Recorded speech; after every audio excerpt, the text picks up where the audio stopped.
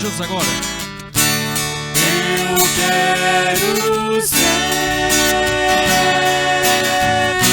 Senhor amado, como um vaso nas mãos do oleiro. Quebra minha vida e faz-a de novo. Eu quero ser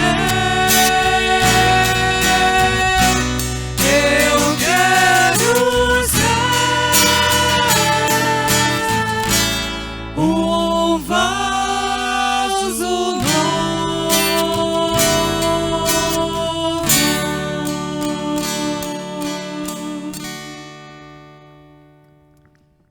Meus irmãos, muito boa noite. Eu saúdo você nesta noite de domingo com a graça e com a paz do Senhor Jesus. Muito bem, você deve estar se perguntando aí, né? Cadê o pastor, né? Cadê o pastor, não é isso? Muito bem, você deve ter acompanhado nos nossos grupos de WhatsApp, não é isso?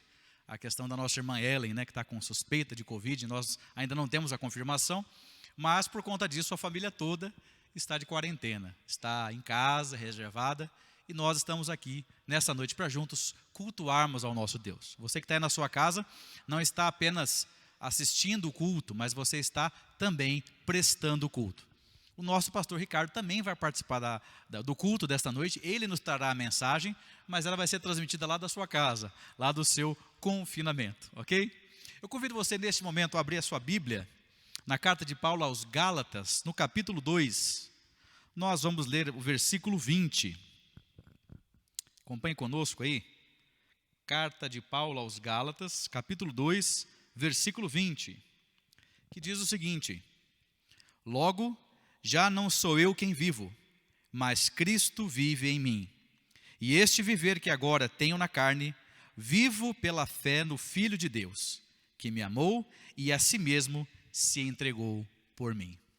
Muito bem, que nós possamos, como Paulo, como o crente Paulo declarou no passado, né? Dizer que nós não vivemos para nós mesmos, não vivemos para os nossos impulsos, os nossos desejos, as nossas paixões, mas Cristo vive em nós e nós vivemos pela fé no Filho de Deus.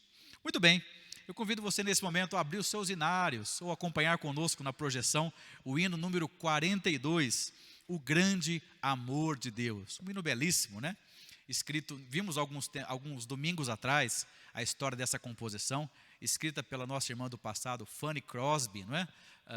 Deficiente visual, e nós vimos um trecho bem interessante onde ela diz, né? Nós vamos cantar aqui: e quem a Jesus pela fé se entregar, vai vê-lo na glória eterna do céu. Não é? Realmente o poder da fé, que nós possamos com os olhos da fé enxergar a grandeza, o poder e as maravilhas do Senhor. Vamos cantar todos juntos então, hino número 42.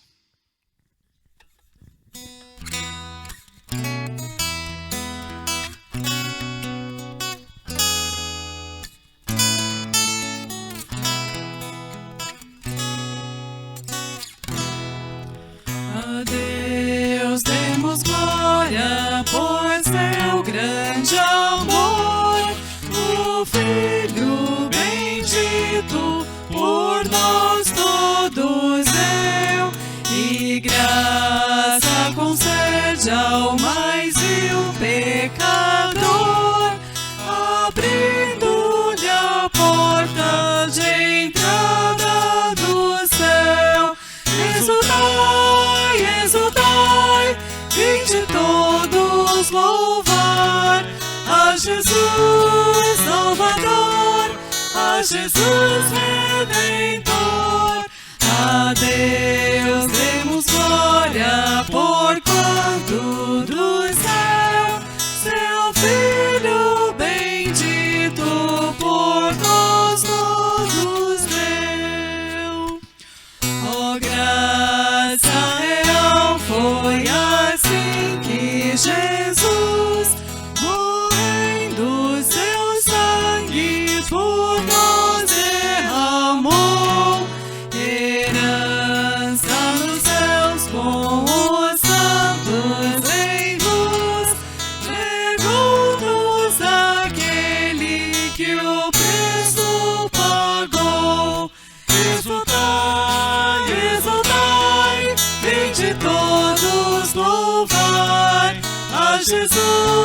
Salvador, a Jesus Redentor. A Deus demos glória, porquanto do céu seu Filho bendito por nós todos deu. Tal prova de amor nos persuade a confiar nos merecimentos do Filho de Deus. E quem a Jesus pela fé se entregar, vai vê-lo na glória eterna dos céus. Exultai, exultai, vinde todos louvar a Jesus Salvador, a Jesus Redentor. A Deus demos glória, porquanto do céu seu Filho bendito por nós todos deu. Na sua casa, vamos orar, falar com o nosso Deus nesse momento. Senhor, nós te agradecemos por esse culto. Nós te agradecemos, ó Deus, porque estamos reunidos no teu nome. Mesmo em casa, mesmo, ó Deus, através da internet. Estamos juntos no mesmo propósito, de adorar ao Senhor, de servir ao Senhor. E nós queremos, ó Deus, prestar culto com todo o nosso coração. Nós somos pecadores, nós somos falhos, nós somos, ó Deus, miseráveis. Mas nesse momento nós fazemos esse culto, prestamos esse culto com toda a nossa sinceridade, com todo o nosso amor ao Senhor. Te louvamos, ó Deus, porque o Senhor nos amou primeiro. O Senhor provou o seu amor para conosco pelo fato de que Cristo morreu pelos nossos pecados, sendo nós, ó Deus, ainda pecadores. Nada podemos dar em troca de tão grande amor, de tão grande graça. E como cantamos, ó Deus, queremos enxergar pelos olhos da fé. Queremos, ó Deus, ver a tua boa mão nos guardando, nos guiando. Mesmo quando muitas vezes vivemos momentos de crise, momentos de dificuldade, o Senhor é conosco, ó Deus, a tua mão nos guarda e nos protege. O Senhor não está desatento ao que está acontecendo, o Senhor reina de forma absoluta e soberana, comanda o universo da tua sala, e o Senhor Deus tem planos, ó Deus, para tudo que está acontecendo na nossa vida, inclusive, ó Deus, para esse momento de vivemos no mundo todo. Clamamos ao Senhor que o Senhor venha, que o Senhor nos socorra, que o Senhor esteja conosco, que o Senhor nos dê paz. Mesmo no meio de tanta confusão, derrama paz no coração do teu povo, ó Deus. Nos mostra o teu querer, a tua verdade, ó Deus. Que possamos estar sensíveis à tua voz e buscando ao Senhor constantemente, através da leitura da palavra e da oração. É o nosso desejo nessa noite, ó Deus, pedindo que o Senhor fale profundamente ao nosso coração. Que a tua palavra realmente possa impactar a nossa vida e nos transformar. É o nosso pedido, nossa oração, no nome de Jesus. Amém. Eu convido você nesse momento a abrir a palavra de Deus no livro de Hebreus, na carta de Paulo aos Hebreus, no capítulo 10. Nós faremos a leitura a partir do verso 36 até o verso 16 do capítulo 11.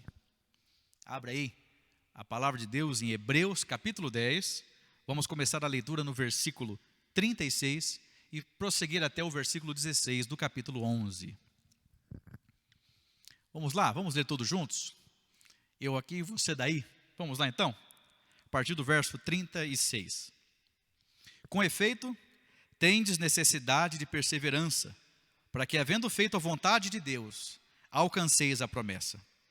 Porque ainda dentro de pouco tempo, aquele que vem virá e não tardará. Todavia, o meu justo viverá pela fé, e se retroceder, nele não se compraz a minha alma. Nós, porém, não somos dos que retrodescem para a perdição, somos, entretanto, da fé, para a conservação da alma. Ora, a fé é a certeza de coisas que se esperam, a convicção de fatos que não se veem, pois pela fé os antigos obtiveram bom testemunho. Pela fé entendemos que foi o universo formado pela palavra de Deus, de maneira que o visível veio a existir das coisas que não aparecem. Pela fé, Abel ofereceu a Deus mais excelente sacrifício do que Caim, pelo qual obteve testemunho de ser justo, tendo a aprovação de Deus quanto às suas ofertas. Por meio dela, também mesmo depois de morto, ainda fala. Pela fé, Enoque foi trasladado para não ver a morte. Não foi achado, porque Deus o trasladara. Pois antes da sua trasladação, obteve testemunho de haver agradado a Deus. De fato, sem fé é impossível agradar a Deus, porquanto é necessário que aquele que se aproxima de Deus creia que Ele existe e se torne galardoador dos que o buscam. Pela fé, Noé, divinamente instruído acerca dos acontecimentos que ainda não se viam, sendo temente a Deus, aparelhou uma arca para a salvação de sua casa, pela qual condenou o mundo e se tornou herdeiro da justiça, os que vêm da fé. Pela fé, Abraão, quando chamado, obedeceu, a fim de ir para o lugar onde deveria receber por herança, e partiu sem saber onde ia. Pela fé, peregrinou na terra da promessa, como terra alheia, habitando em tendas com Isaque e Jacó, herdeiros com ele da mesma promessa. Porque aguardava a cidade que tem fundamentos, da qual Deus é o arquiteto e edificador. Pela fé, também a própria Sara recebeu o poder de ser mãe, não obstante o avançado da sua idade, pois teve fiel aquele que lhe havia feito a promessa. Por isso também de amortecido, saiu uma posteridade tão numerosa como as estrelas do céu e inumerável como a areia que está na praia do mar. Todos estes morreram na fé, sem ter obtido as promessas, vendo-as, porém, de longe, saudando-as e confessando que eram estrangeiros e peregrinos sobre a terra. Porque os que falam deste modo manifestam estar procurando uma pátria. E se na verdade se lembrassem daquela de onde saíram, teriam oportunidade de voltar. Mas agora aspiram a uma pátria superior, isto é, celestial. Por isso, Deus não se envergonha deles, de ser chamado o seu Deus, porquanto lhes preparou uma cidade. Que texto maravilhoso. Que texto profundo que nos toca o coração. Que de fato nós possamos buscar de Deus fé. A palavra de Deus fala que fé não vem de nós, é dom de Deus.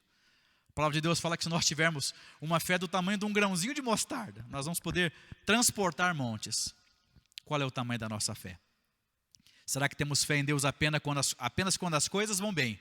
Nós vemos aqui o relato de homens e mulheres que mesmo sem qualquer perspectiva humana, creram na promessa e no poder de Deus. E viram Deus agindo aqui na terra. Mas viram, entretanto, que eles não viram a terra prometida, não chegaram a ver o povo de Israel, se alojando ali em Canaã, mas aspiram, assim como nós aspiramos hoje, uma pátria celestial, uma pátria que não é essa aqui, nós estamos aqui de passagem, que possamos estar prontos, aquele termo que a gente costuma usar, sempre de malas prontas, para partirmos, seja Jesus voltando hoje, ou seja nós partindo para nos encontrar com Ele. Muito bem, vamos nesse momento ter momento de cânticos e adoração, louvor ao nosso Deus.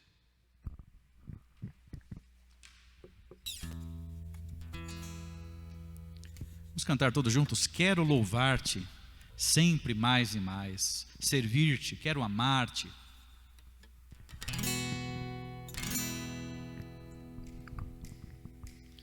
As aves do céu cantam para ti, as feras do campo refletem teu poder. Quero louvar, quero levantar as minhas mãos a ti. Quero louvar-te, sempre mais e mais quero louvar-te, sempre mais e mais buscar o teu querer, tua graça conhecer. Quero louvar-te. As aves do céu cantam para ti, as feras do campo refletem teu poder. Quero cantar, quero levantar as minhas mãos a ti. Quero servir-te, sempre mais e mais quero servir-te, sempre mais e mais buscar o teu querer, tua graça graça conhecer, quero servir-te. As aves do céu cantam para ti, as feras do campo refletem teu poder. Quero cantar, quero levantar as minhas mãos a ti. Quero amar-te, sempre mais e mais. Quero amar-te, sempre mais e mais. Buscar o teu querer, tua graça conhecer. Quero amar-te. As aves do céu cantam para ti, as feras do campo refletem teu poder. Quero cantar, quero levantar as minhas mãos a ti. Quero louvar-te, sempre mais e mais. Quero servir-te, sempre mais e mais. Buscar o teu querer, tua graça conhecer. Quero amar-te, Senhor.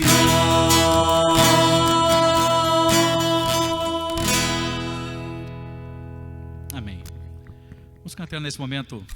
Quando a escuridão da noite descer, queremos só pela graça e fé viver, com esperança, com coragem, na alegria ou na dor, marcharemos na coragem do Senhor.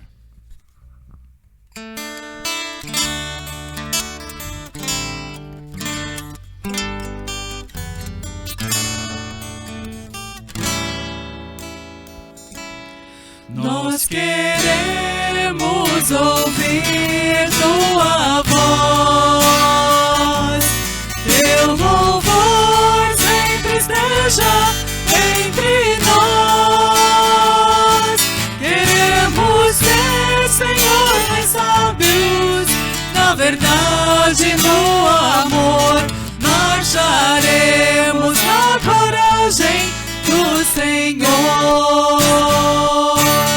Marcharemos cheios de coragem e seguiremos, seja onde for. Embora a dor nos cerque na viagem, marcharemos na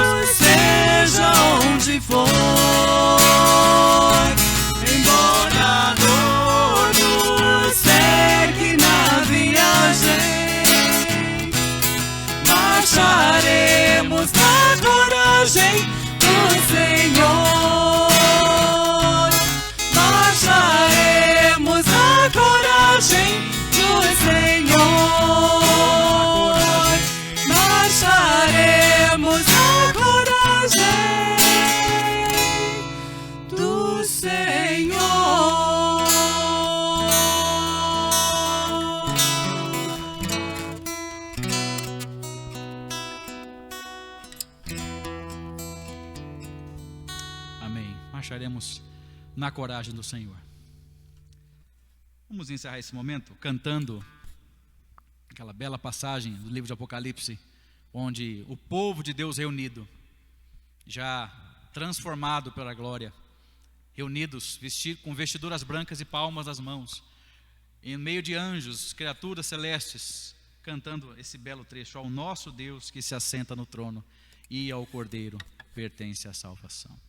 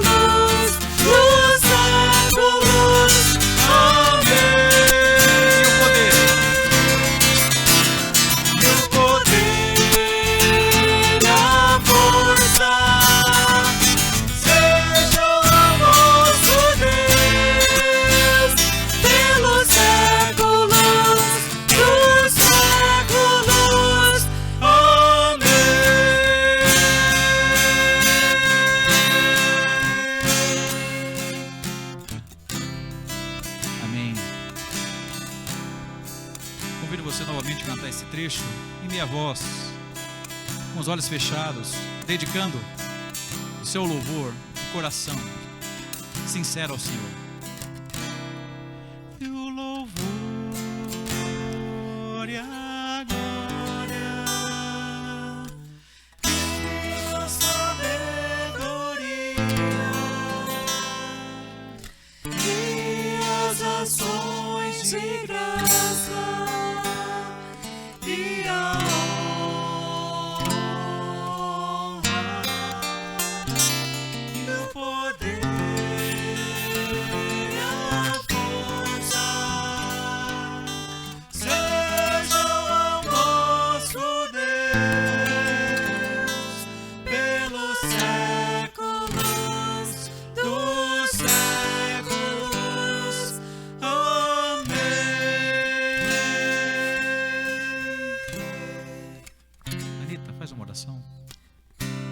Senhor nosso Deus, nosso Pai, nós te louvamos, ó Deus, pelo privilégio que nós temos de chamá-lo de Pai. Nós temos a certeza de que o Senhor nos trata como filhos. Nós te louvamos, ó Deus, te bendizemos, porque sabemos que todas as coisas cooperam para o bem daqueles que te amam. Senhor nosso Deus, nós te louvamos pela liberdade que nós temos, ó Deus, de te louvar.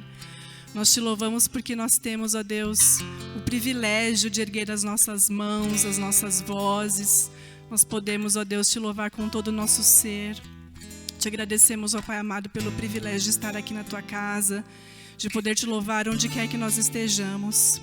Muito obrigada, Senhor Jesus, porque o Senhor é o nosso Deus. E o louvor, a honra, a sabedoria, as ações de graça, tudo pertencem ao Senhor. Louvado seja o teu nome, ó Deus, porque nós cremos na certeza da tua salvação, ó Pai, de que o Senhor virá para nos buscar. Nós te louvamos, ó Deus querido, porque nós temos o privilégio de ter o Senhor como nosso Deus. Muito obrigado, Deus, por tudo, Pai.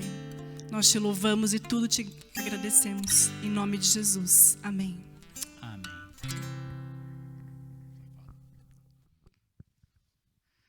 Nesse momento nós passamos a palavra para o reverendo Ricardo, que nos trará a mensagem do Senhor para os nossos corações nessa noite.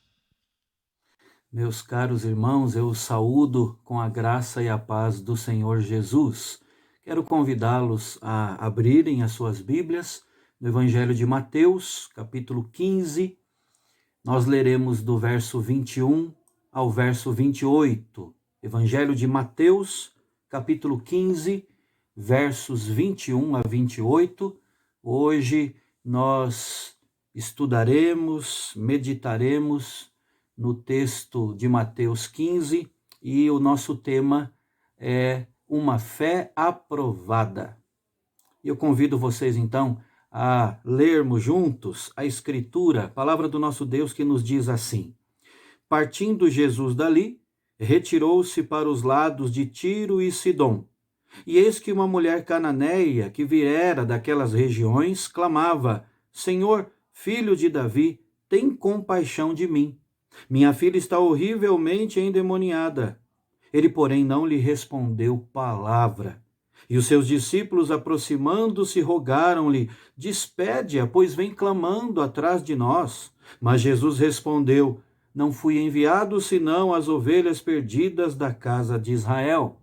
Ela, porém, veio e o adorou, dizendo: Senhor, socorre-me. Então ele, respondendo, disse: não é bom tomar o pão dos filhos e lançá-lo aos cachorrinhos? Ela, contudo, replicou: sim, Senhor, porém os cachorrinhos comem das migalhas que caem da mesa dos seus donos. Então lhe disse Jesus: ó mulher, grande a tua fé, faça-se contigo como queres. E desde aquele momento sua filha ficou sã. Esse é o texto no qual basearemos a nossa palavra nesta noite. Eu convido você a orarmos mais uma vez, pedindo graça do céu sobre as nossas vidas neste momento. Vamos orar?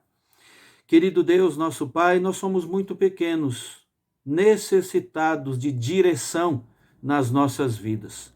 A tua palavra é luz para os nossos caminhos, e o teu Espírito é quem nos guia a toda a verdade. Por isso, ó Deus, nós clamamos ao Senhor, que o Senhor abra o nosso entendimento, para que nós possamos, de fato e de verdade, contemplar e enxergar a riqueza da tua palavra, para que nós possamos nesta noite ser, ó Deus, através desta mensagem, enriquecidos, nutridos espiritualmente, fortalecidos na fé para a caminhada. Nós assim oramos e assim esperamos no Senhor, em nome de Jesus. Amém. Amém. Muito bem, meus irmãos, imagine você chegar diante de alguém desesperadamente precisando de ajuda, sem ter aonde e a quem recorrer, e essa pessoa não dizer uma palavra, agir com indiferença e ainda por cima te insultar. Imagine essa cena.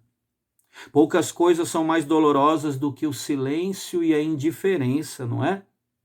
E nós podemos falar também, Poucas coisas são tão dolorosas e amargas do que palavras ásperas, principalmente quando nós estamos mais precisando dos outros, quando estamos mais precisando da ajuda das pessoas. Mas, à primeira vista, é exatamente assim que Jesus agiu com essa mãe desesperada aqui do texto que nós lemos. Primeiro, o Senhor fica aparentemente inerte, não é? Sem abrir a boca. O texto diz que Jesus, saindo daquele lugar, retirou-se para a região de Tiro e de Sidom, e uma mulher cananeia, natural dali, veio a ele, gritando: Senhor, filho de Davi, tem misericórdia de mim. Minha filha está endemoniada, estou sofrendo muito. E o registro bíblico é que Jesus não lhe respondeu palavra alguma. Segundo lugar, Jesus parece agir com total indiferença mesmo, como que desprezando aquela mulher. O verso 24 mostra que após os discípulos rogarem a Jesus que ele a despedisse logo, porque vinha clamando atrás deles, né? Cristo respondeu em seguida: eu fui enviado apenas às ovelhas perdidas de Israel. Terceiro, a cena continua ali, e agora nós vemos aquela mulher de joelhos, prostrada, pedindo pela ajuda, rogando pela ajuda do Senhor Jesus, ao que ele respondeu, versículo 26, não é certo tirar o pão dos filhos e lançá-lo aos cachorrinhos. Irmãos, tudo isso vindo do Senhor, tudo isso vindo do nosso Redentor. Logo de Jesus, alguém poderia pensar, sinceramente é chocante, não é? Para alguns até revoltante. Como é que o nosso Senhor pôde agir dessa maneira? Como pôde tratar alguém que estava ali aos seus pés pedindo por seu auxílio? Mas antes de nós tirarmos conclusões apressadas e equivocadas disso, irmãos, nós precisamos olhar para o texto como um todo. E ao fazermos isso, nós vamos encontrar no versículo 28, Jesus dizendo: mulher, grande é a tua fé. Ou seja, Jesus elogiando esta mulher, aprovando a fé desta mulher. Essa frase deve saltar aos nossos olhos, irmãos, porque ela é a chave para a interpretação dessa passagem. Tudo o que Jesus fez e falou girava em torno desse fato. Mulher, grande é a tua fé. Grande aqui pode ser um adjetivo de intensidade ou de tamanho. Falando de intensidade, é como se nós estivéssemos falando de muito frio, ou muito feio, ou muito bonito. Falando de tamanho, é como se falássemos de algo muito grande, enorme. Aqui o adjetivo grego é uma referência às duas coisas ao mesmo tempo. Vem do grego mega, essa é a palavra no original, mega. Pode significar, então, grande, poderoso, robusto, maduro, não é? Ou seja, temos aqui Jesus dizendo àquela mulher que a fé dela era uma mega fé, uma fé aprovada. A história dessa mulher, irmãos, nos ensina como Deus amadurece a nossa fé, tornando-a uma fé de qualidade, uma fé aprovada por Ele mesmo. Nós sabemos que sem fé é impossível agradar a Deus, não é? Sem fé não há esperança. Sem fé, pense nisso, também não há amor, também não há alegria. Então, nós fazemos bem ao verificarmos as qualidades da fé que o Senhor aprova, as qualidades da fé que Ele quer ver em nós. E para isso, nós também falaremos sobre esse processo de maturação da nossa fé. Por ora, a pergunta é a seguinte: que tipo de fé é esta aqui citada e elogiada por Cristo? Do que ela é constituída? Do que essa fé aprovada é constituída? A fé de qualidade, como ela é? Em primeiro lugar, irmãos, a fé aprovada por Jesus é uma fé que produz arrependimento. E isso é muito interessante. A fé elogiada por Cristo é uma fé que produz arrependimento. A primeira qualidade da fé que a torna aprovada por Cristo tem no seu bojo arrependimento. Aliás, fé que não produz arrependimento não pode ser chamada de fé. E isso está implícito aqui nos versos 21 e 22. Essa mãe está desesperada pelo estado da sua filha. Ela então clama a Jesus por misericórdia, e assim o faz porque está arrependida, portanto, arrependida da sua velha maneira de viver. E como nós veremos, essa mulher está arrependida da sua idolatria. Da mesma forma, irmãos, que fizeram os tessalonicenses, você deve se lembrar, que deixaram os ídolos e se voltaram para Deus, a fim de servirem o Deus vivo e verdadeiro. Está ali no capítulo 1 da primeira carta aos Tessalonicenses. Da mesma forma, essa mulher aqui agiu. Por que nós estamos falando dessa mulher como uma idólatra, se o texto que lemos não fala nada sobre isso? É que o Evangelho de Marcos, um texto paralelo, nos informa que essa mulher, aqui apresentada como cananeia, era grega, de origem cirofenícia, está ali no Evangelho de Marcos, capítulo 7, verso 26. Nós sabemos que Astarote era a principal divindade daquele povo. Para os gregos, o seu nome era Afrodite, para os egípcios era Ísis. Sabemos também que a forma dos cultos ali, como se dava a adoração pagã a Astarote, sobre isso os historiadores dizem que os seus rituais eram múltiplos, passando por ofertas corporais de teor sexual, libações, ou seja, o beber por prazer e oferecer bebida à divindade, e também incluía a adoração de imagens. A cerimônia principal de adoração a Astarote ocorria na primavera e era marcado de grandes celebrações à fertilidade e à sexualidade. O sexualismo, o erotismo ligados ao seu ritual faziam deste ídolo de Astarote uma deusa muito adorada entre os povos cananeus, exatamente por isso, não é?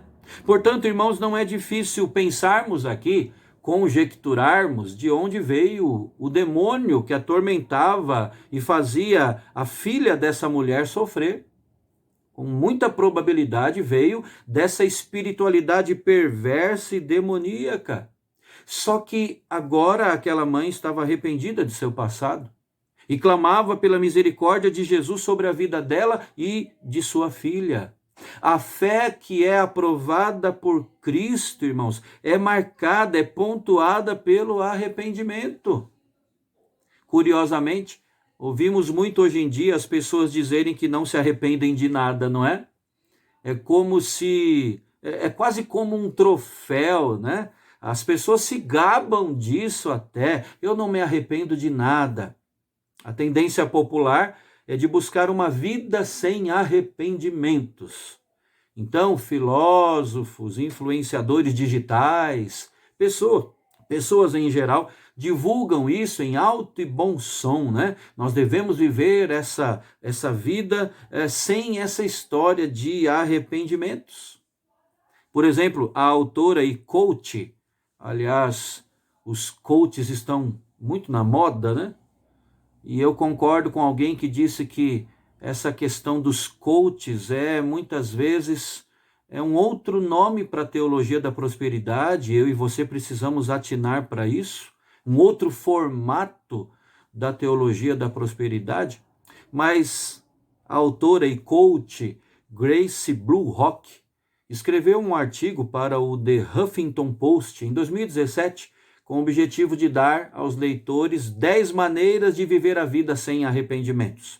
E ela escreveu: como ex-assistente social em cuidados paliativos, aprendi muito sobre arrependimento. Foi chocante ver quantos pacientes do hospício onde trabalhei chegarem ao fim de suas vidas desejando ter vivido de maneira diferente, escreveu ela na época. E ela continua: nunca saberemos quanto tempo viveremos, por isso devemos fazer escolhas conscientes todos os dias para viver plenamente e aproveitar ao máximo cada experiência que temos. A lista dela, irmãos, incluía coisas do tipo: deixe seus entes queridos saberem que você os ama. Até aí tudo bem, né? Mas também incluía: siga seus sonhos, confie em seus instintos, mantenha seu trabalho no trabalho, assuma riscos, leve a vida menos a sério, transforme falhas em trampolins, pratique o perdão, seja você mesmo e pratique a bondade. E ela concluiu dizendo assim: nossas vidas devem ser vividas plena e completamente sem arrependimentos. Nunca saberemos quanto tempo temos, então vamos começar a vida, ou começar a viver uma vida livre de arrependimentos, hoje e todos os dias. Irmãos, o que me chama a atenção nesse artigo é que vemos até coisas boas sendo mencionadas aqui, não é? Mas o que fica evidente é o esforço por nem mencionar erros e falhas que nos acompanham no processo. Nem são mencionados aqui erros que fazem parte da nossa caminhada no decorrer da vida. É como se adotar lemas tais como siga seus sonhos e confie em seus instintos nos tornasse assim imunes aos arrependimentos, não é? Fizessem de nós seres que nunca precisassem se arrepender. Que esforço do ser humano por tirar a culpa do cenário de suas vidas, não é verdade? O sentimento de culpa, de onde se origina o arrependimento, tem sido varrido do dia a dia das pessoas. Será que é para ser assim mesmo? Pense nisso. Será que nós devemos viver sem arrependimentos? Será que isso é bíblico? Em contraste com isso, as Escrituras Sagradas apontam a importância e a necessidade de arrependimento na vida. A palavra de Deus nos mostra que uma vida saudável diante de Deus e também diante dos outros, diante das pessoas ao nosso redor, é uma vida recheada de arrependimentos. O que significa arrepender-se, irmãos? No grego do Novo Testamento é a palavra metanoel, que significa mudar a mente, mudar a maneira de pensar, olhar com pesar os pecados passados. Só pensa que é possível uma vida sem arrependimentos quem não conhece o coração humano, quem não enxerga o que há no seu próprio coração, quem tem os olhos fechados para isso. O teólogo, pastor, escritor John Piper discordou do objetivo popular pregado pela nossa cultura de seguir isso, né, de buscar isso, de buscar uma vida sem arrependimentos. Numa transmissão online do John Piper, um homem de 72 anos lhe perguntou sobre os seus próprios sentimentos de arrependimento ao olhar para a sua própria vida. E o homem disse assim: eu posso relembrar muitas oportunidades que perdi na vida, viagens de missões que não participei, missionários que não apoiei, até oportunidades profissionais que não aproveitei, provavelmente deveria ter aproveitado, maneiras de melhor investir e resgatar meu tempo em todas as etapas do processo nesse caminho. E aí ele perguntou ao pastor John Piper: é possível que um homem mais velho revise sua vida e conclua que errou frequentemente com relação a fazer a vontade de Deus ao longo dos anos? Ou quem eu sou agora tem a vontade de Deus manifesta perfeitamente em todas as minhas decisões e, portanto, não devo me arrepender? Em resposta a isso, irmãos, Piper listou 4 coisas importantes a considerar ao lidar com os arrependimentos. Uma delas é que é bom se lembrar de nossos pecados e sentir arrependimento. Aliás, nós temos aqui no slide para você acompanhar a resposta de Piper à pergunta deste homem. Ele disse: é bom lembrar de nossos pecados e sentir arrependimento. Uma vida sem arrependimentos é construída sobre uma miragem, disse Piper. Se você não vê pecados quando olha para a sua vida e não se arrepende deles, não está vendo a realidade. Você não está sentindo a realidade, você está vendo uma miragem. Há muitas atitudes, palavras, ações que não foram para a glória de Deus, mas foram egoístas. Não foram amorosas, mas indiferentes. Não da fé, mas do medo. Há muitas coisas que saíram da sua boca que não foram projetadas para a edificação e até muitos bons caminhos tomados com motivos defeituosos. Piper, além disso, disse àquele homem que lembrar que há falhas na vida, esse ato aprofunda e intensifica nossa gratidão pela graça de Deus, né? Ele disse isso citando 1 Timóteo, capítulo 1, verso 15, como justificativa. E ele continuou dizendo àquele homem: Paulo nunca esqueceu seu passado arrependido. Escrevendo próximo ao fim de sua vida, o apóstolo Paulo disse: esta afirmação é fiel e digna de toda aceitação. Cristo Jesus veio ao mundo para salvar os pecadores, dos quais eu sou o principal, dos quais eu sou o pior. Isso foi um arrependimento. E ele nunca esqueceu disso, acrescentou Piper. Irmãos, nós podemos falar também sobre isso da palavra de Jesus a Zaqueu. Você se lembra desse texto, desse relato bíblico, não é? Quando ele, Zaqueu, um publicano, um coletor de impostos, um judeu que pegava dinheiro de outros judeus, né? Inclusive com propina envolvida nisso, e que era visto, exatamente por isso, pelos seus compatriotas com muito maus olhos, a ponto de murmurarem quando Cristo se hospedou na sua casa. O que é que Cristo lhe disse quando ele apresenta uma outra postura, quando ele se arrepende? Qual foi a reação do nosso mestre quando Zaqueu disse: Senhor, resolvo dar aos pobres a metade dos meus bens, e se em alguma coisa tenho defraudado alguém, eu quero restituir 4 vezes mais? Jesus afirmou: hoje houve salvação nesta casa. Ou seja, não pode haver salvação sem arrependimento. Não pode haver correto relacionamento com Deus sem arrependimento. Eu e você não temos vida com Deus. Eu e você não temos a bênção de Deus sobre nós se não tivermos na vida a presença do arrependimento, irmãos. Eu não estou dizendo aqui que nós podemos agir e viver de qualquer forma, que é colocar o ingrediente do arrependimento e aí tudo vai estar certo. O que eu estou dizendo aqui é que não é um passaporte para uma vida desleixada. A minha ênfase aqui não é simplesmente desculpar os nossos erros, né? Então eu me arrependo e está bem. É exatamente o contrário disso.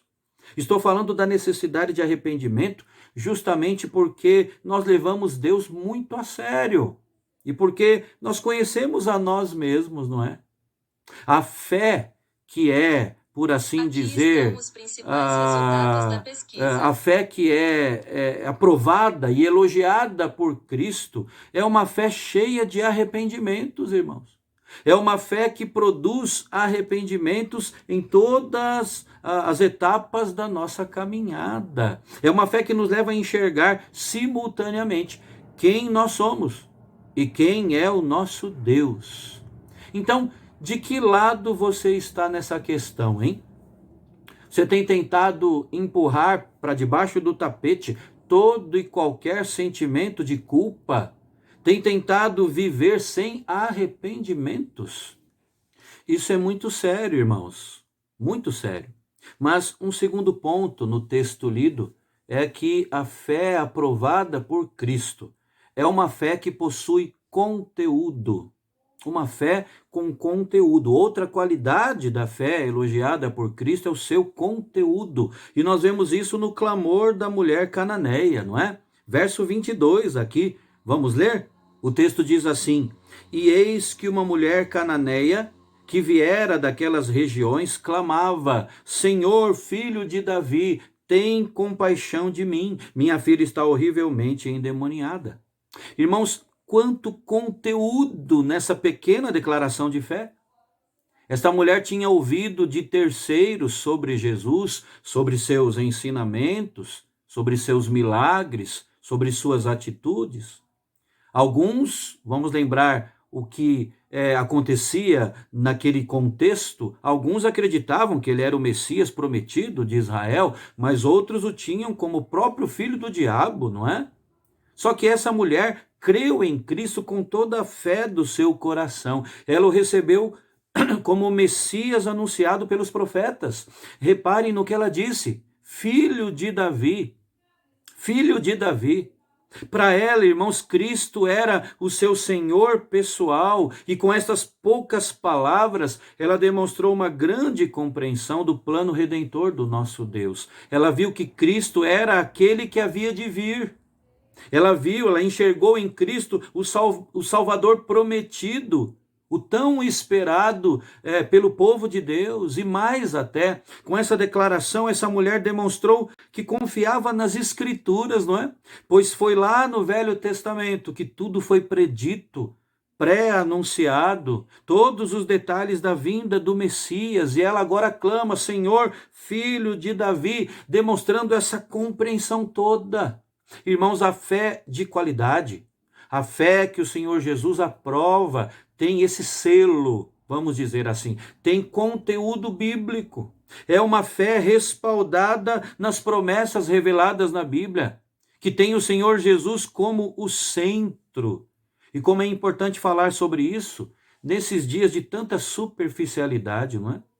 Eu creio que nunca se falou tanto sobre Jesus, mas nunca se falou tanto superficialmente sobre o nosso mestre, e isso mesmo dentro da igreja.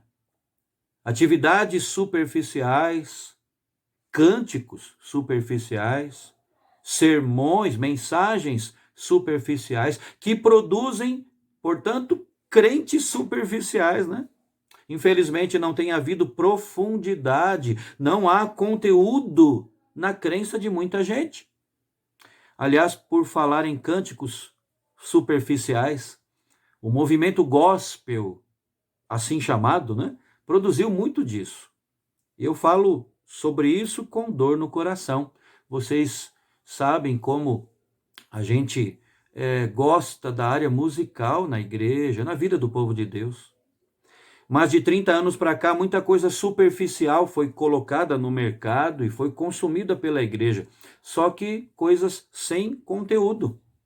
É verdade que muita coisa boa também foi produzida, graças a Deus. Mas é fato, irmãos, que há um grande número de cânticos que não se estendem no assunto Bíblia, não é?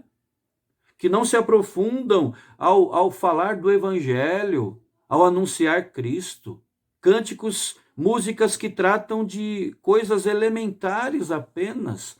Eu fiquei muito feliz de cantar no domingo passado um cântico do projeto Sola, que é um verdadeiro e fiel resumo do Evangelho. Você deve ter notado isso. É um cântico com conteúdo, não é, irmãos? O título é Redenção, e a letra nos diz assim, nos diz o seguinte, temos também aqui no slide, acompanhe aqui: vivo hoje estou aqui, ou seja, eu estou vivo hoje aqui, pois ele decidiu me amar, e então eu posso livre andar. O seu sangue sobre mim me comprou, me restaurou, sem culpa então me tornou. O passado já não mais tem poder, pois novo sou. Nele vou viver, posso amar. Toda morte e o sofrer não me assustarão jamais, pois foi ele quem venceu em meu lugar. Jesus Cristo, Rei dos Reis, nos trouxe a redenção. A esperança retornou, graça e paz nos revelou. Tudo a entregar, vou me render, aos seus pés vou me lançar. Irmãos, isso é o Evangelho. Essa é uma fé com conteúdo, uma fé respaldada, uma fé baseada, plantada na Escritura, não é? E foi esse conteúdo que impregnou a mente e o coração da mulher cananeia. Irmãos, por que é importante falar sobre o conteúdo da fé? É importante, irmãos, porque fé não é um salto no escuro. Fé não é pensamento positivo, não é tão somente, meramente. Fé não é confissão positiva. Fé não tem nada a ver com isso. Fé também não é fé na fé. Né? Nós já analisamos isso há alguns meses. A fé maturada, a fé de qualidade, tem Jesus Cristo como seu conteúdo, irmãos. O Cristo revelado nas Escrituras é o conteúdo da nossa fé. Portanto, não podemos ser superficiais no que tange a nossa vida com Deus. Isso faz, irmãos, com que não fiquemos apenas arranhando o solo, mas com que nos aprofundemos nas riquezas da Sagrada Escritura. Você é um crente com conteúdo? Porque se você não for, a sua fé é superficial. E isso é danoso. Isso é seríssimo. Com uma fé superficial, as tempestades vêm e levam a gente. Uma fé sem conteúdo não é verdadeira fé. Uma fé sem conteúdo não oferece resistência ao inimigo das nossas almas, nem está firme quando mais precisamos dela. Paul Washer, falando sobre esse tema, com a sua contundência que é característica, ele afirmou o seguinte: se você vive um cristianismo superficial, a ira de Deus está sobre você, disse ele. Eu concordo com Paul Washer. Vejam então que não se trata de algo sem importância, não é? Nós estamos falando do que é crucial. Você é um crente sem conteúdo? O conteúdo da sua fé é nulo ou quase inexistente? A mulher cananeia, a mulher cirofenícia, no pouco que disse, evidenciou uma fé substanciosa. Então, até aqui nós vimos que a fé aprovada por Cristo produz arrependimento e tem conteúdo. A Escritura, o próprio Cristo, que é o tema da Escritura, preenchem a fé que Cristo elogia. Mas temos ainda um outro ponto muito importante, irmãos, que vemos aqui emanar do texto lido. É que esta fé de qualidade também é uma fé que fomenta a perseverança. A fé elogiada por Cristo é perseverante, irmãos. Traz a perseverança consigo, né? Fomenta a perseverança, ou seja, estimula, ativa uma postura perseverante diante dos reveses desta nossa vida. Ela não desiste de buscar a Deus. Vejam aqui os versos 23 e 24. Ele, porém, não lhe respondeu palavra, e os seus discípulos, aproximando-se, rogaram-lhe: despede-a, pois vem clamando atrás de nós. Mas Jesus respondeu: não fui enviado, senão as ovelhas perdidas da casa de Israel. A pessoa que cultiva uma fé bíblica jamais dará as costas para Deus. Mesmo que homens se levantem em seu caminho, mesmo que barreiras se ergam, e até mesmo, irmãos, que Deus pareça agir sem compaixão. A fé de qualidade, aprovada por Cristo, nos faz seguir com esperança e amor, venha o que vier. Quem desiste pode, na verdade, estar dando indícios de que não tem uma fé maturada, não tem uma fé de qualidade, não tem a verdadeira fé. Uma pergunta a você: você tem sido muito tentado a desistir da caminhada com Cristo, a desistir de seguir o Evangelho? Então olhe para essa mulher aqui, olhe para o sofrimento dela, olhe para o que ela teve que enfrentar. Essa mulher é uma filha do sofrimento. Nada nem ninguém conseguia libertar a sua filha, que sofria horrores, pense nisso, horrores, nas garras do diabo, nas garras do demônio. Vamos lembrar que a região de onde ela veio era uma região de grande envolvimento com sistemas religiosos demoníacos, né? Consequentemente, a possessão demoníaca, com certeza, ali era comum. Já falamos disso. Desesperada, depois de ter abusado do pecado, depois de colher sofridas consequências disso, depois de tentar tudo e todos, a mãe corre e clama com gritos a Jesus por misericórdia sobre ela e sobre sua filha. Essa atitude, irmãos, é um ato de fé, é um ato de perseverança também. Por quê? Naqueles dias, na região de Canaã, cada grupo tinha a sua divindade específica, né? Esta, pelo menos, era a crença daqueles povos. A mulher, desde criança, portanto, havia sido ensinada que o Deus de outro povo jamais ouviria a súplica do povo dela. Jesus era o Salvador judeu, não gentil. É o que ela ouviu, né? Com certeza. Astarote era a deusa dela, como nós vimos. Então, todos deveriam tê-la desencorajado, dizendo-lhe que Jesus não ia dar ouvidos a ela, Jesus não iria atendê-la. No entanto, irmãos, a cananeia, contra a cultura do seu povo, contra a conversa dos seus pares ali, contra a controvérsia toda na sua própria cabeça, na sua própria mente, ela deu um passo de fé na direção de Cristo. Com fé, ela vai à pessoa certa, no lugar certo, com a postura certa, na hora certa e com a motivação correta, não é? Porém, como vimos no início, uma reação inesperada e chocante é a reação do Senhor aqui. Jesus não lhe respondeu palavra alguma, diz o versículo 23. No entanto, irmãos, isso não desencorajou aquela mulher. Nesse ponto, até nós precisamos parar e pensar em como Cristo foi capaz de responder com silêncio, assim, absoluto, a uma reação de fé como a dessa mulher, não é? Como é que pôde o nosso Redentor, o Salvador das nossas almas, agir assim? Mas Deus age assim muitas vezes. Sobre o silêncio de Deus, o pastor presbiteriano escocês do século XVII, Samuel Rutherford, escreveu o seguinte, nós temos o slide para vocês acompanharem. O silêncio de Deus, disse ele, é o ingrediente mais amargo que o cristão tem que beber no cálice do seu sofrimento.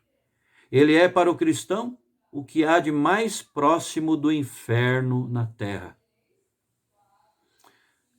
Sobre sobre esse mesmo assunto, nessa mesma linha de raciocínio, escrevendo a sua esposa, certa vez, Martinho Lutero expressou com muita sinceridade a sua angústia de alma diante do silêncio de Deus. Vejam aqui no slide. Ele disse, estou com medo diante de tamanho silêncio de Deus.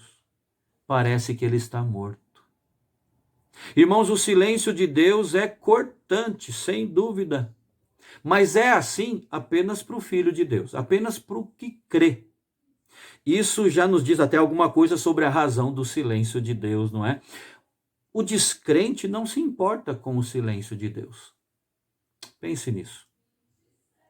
A sua autoconfiança é suficiente para que ele siga com a própria vida, não é? Se tudo lhe for bem, se todos os sonhos do descrente forem sendo conquistados conforme o planejado, ele, na sua impiedade, nem ao menos nota a falta de Deus. Só vai atinar com as coisas quando as tempestades o alcançarem. A voz de Deus não faz falta quando se está cheio de si. Quando as vozes desse mundo lhe instruem e despistam, né? Quando, podemos dizer assim, as migalhas dessa vida lhe satisfazem, quando as trivialidades do dia a dia lhe divertem, quando se é confiante demais do que se sabe bem onde e como chegar sozinho, não é verdade? Cheio de ídolos, então, o coração nem nota o silêncio de Deus. Talvez tenha sido justamente essa a experiência dessa mulher. Voltou-se para Deus quando a sua autoconfiança e quando os seus ídolos pessoais deixaram de lhe atender. Mas não é assim com o cristão. Ele não só nota mas também sofre, e sofre muito com o silêncio de Deus. O silêncio de Deus como que corta a sua alma, porque ele precisa da voz de Deus, precisa ouvir Deus para lhe instruir a mente, para lhe dirigir os passos, edificar a sua alma, alegrar o seu coração, não é? A voz de Deus é indispensável para aquele que crê. Mas quando Deus faz silêncio, quando Deus se cala, assim como essa mulher cananeia, o cristão, mesmo nesta conjuntura, mesmo nesse cenário, não dá as costas para o Senhor. O cristão não abandona as disciplinas espirituais. O que crê não deixa a fé, não abandona a igreja. Ele sabe que sem a voz de Deus ele sucumbe, né? Então o que é que ele faz? Quanto mais silêncio, irmãos, mais clamor. Quanto mais silêncio, mais consciência de que sem Deus não podemos prosseguir. Quanto mais silêncio, mais perseverança. Quanto mais Deus se cala, mais buscamos a Ele. A fé verdadeira, a fé de qualidade, fomenta a perseverança. Mas você pode dizer, como assim? O silêncio de Deus só serve para me esfriar, não para me amadurecer. Não é assim, viu, irmão, irmã? Não é assim. A fé aprovada de qualidade, ela é amadurecida pelo silêncio de Deus. Como afirma Leandro Peixoto, a coisa funciona dessa forma. Tendo provado de tudo e visto que é vão e não satisfaz, tendo vivido pela própria força e desfalecido, e tendo experimentado da doce voz de Deus em Cristo Jesus, e gostado e apreciado isso, quando o Senhor se cala, o cristão se desespera diante da amarga realidade que é a vida sem Deus. Então ele clama mais e mais por Deus. Quando Deus, pelo seu Espírito, revela-nos que, à parte de Cristo, estamos todos perdidos, que neste mundo sem Cristo todos vamos padecer, a nossa alma corre para os braços de Jesus e o silêncio de Deus evidencia ainda mais a nossa necessidade dele. João Calvino coloca isso em outros termos, e nós temos também no slide, você pode conferir. João Calvino disse, pelo conhecimento de si mesmo, ou seja, da sua própria ignorância, da sua própria fraqueza, da sua própria incapacidade, depravação, corrupção e assim por diante, pelo conhecimento de si mesmo, cada um é não apenas incitado a buscar a Deus, mas até como que conduzido pela mão a achá-lo. O fato, irmãos, é que o silêncio de Deus, para quem dele já provou, só acentua o desejo por mais de Deus, não é? Então nós devemos buscar a graça em Deus de usar o silêncio dele a nosso favor.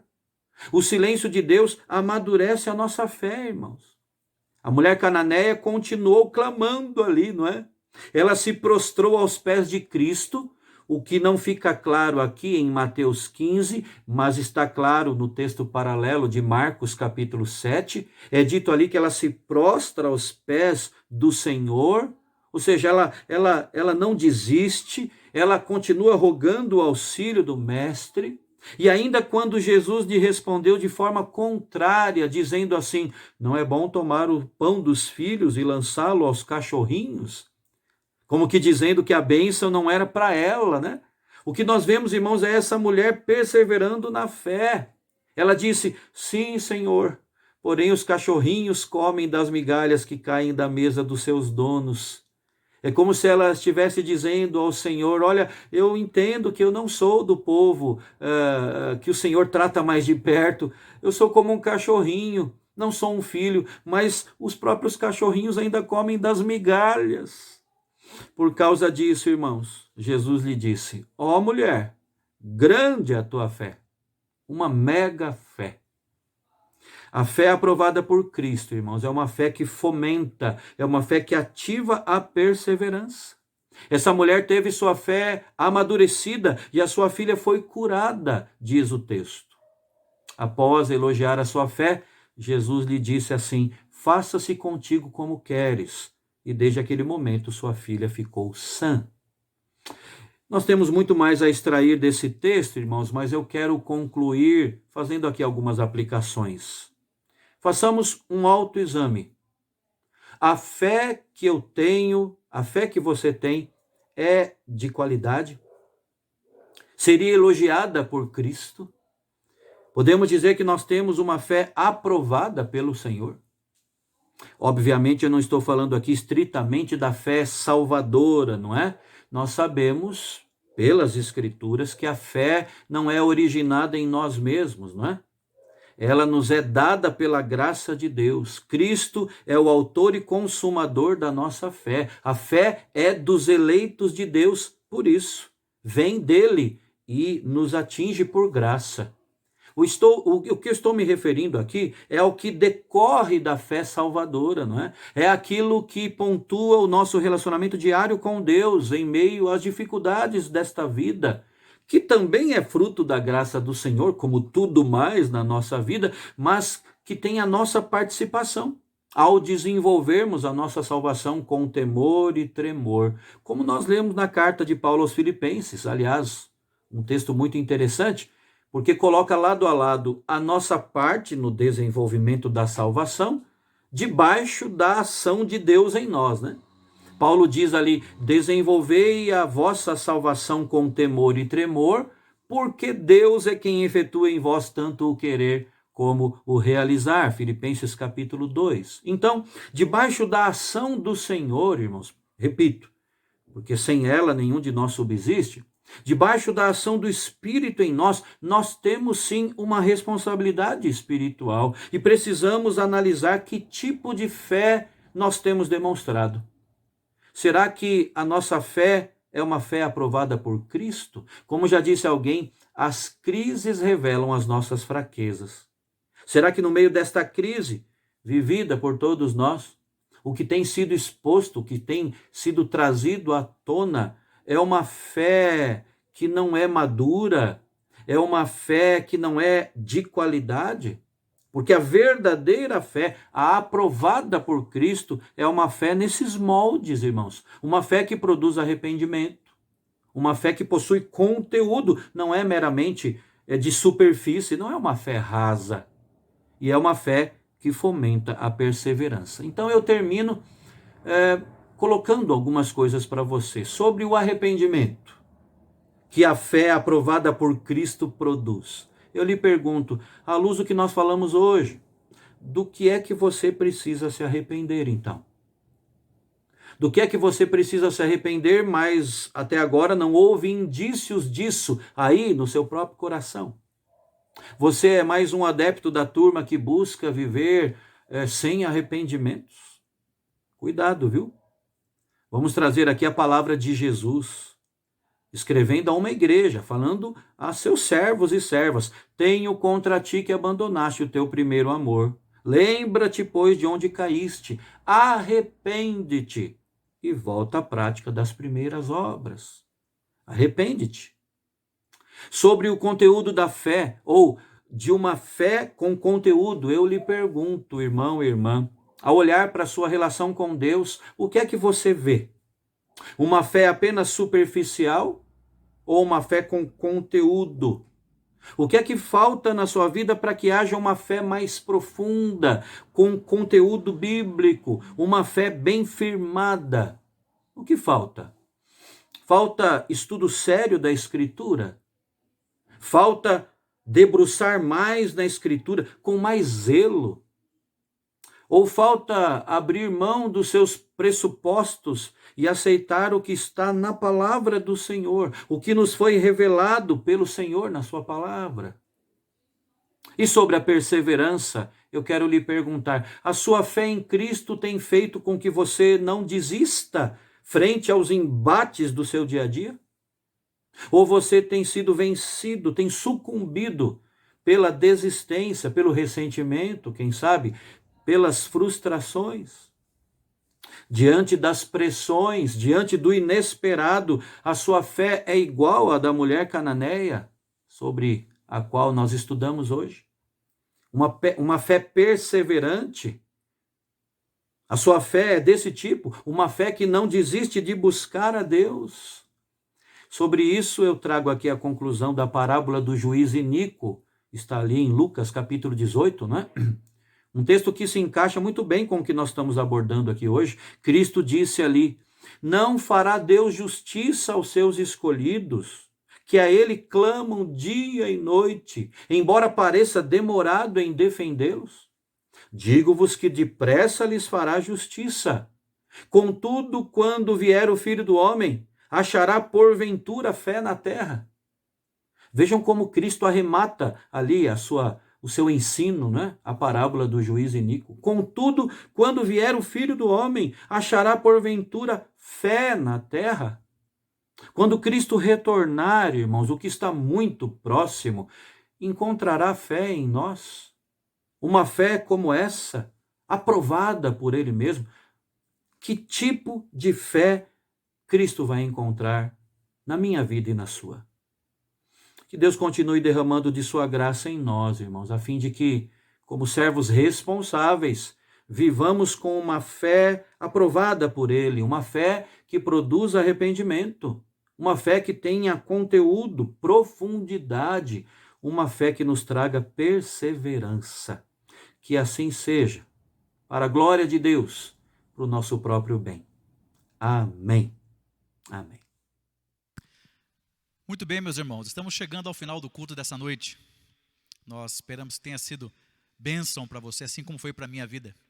E desejamos a vocês uma ótima semana, que Deus abençoe cada um, que você tenha uma semana produtiva, de trabalhos, de estudo, abençoada na presença de Deus. Nesse momento nós faremos a oração final e em seguida receberemos a bênção. Eu convido para esta oração o presbítero André, que está aqui conosco nessa noite.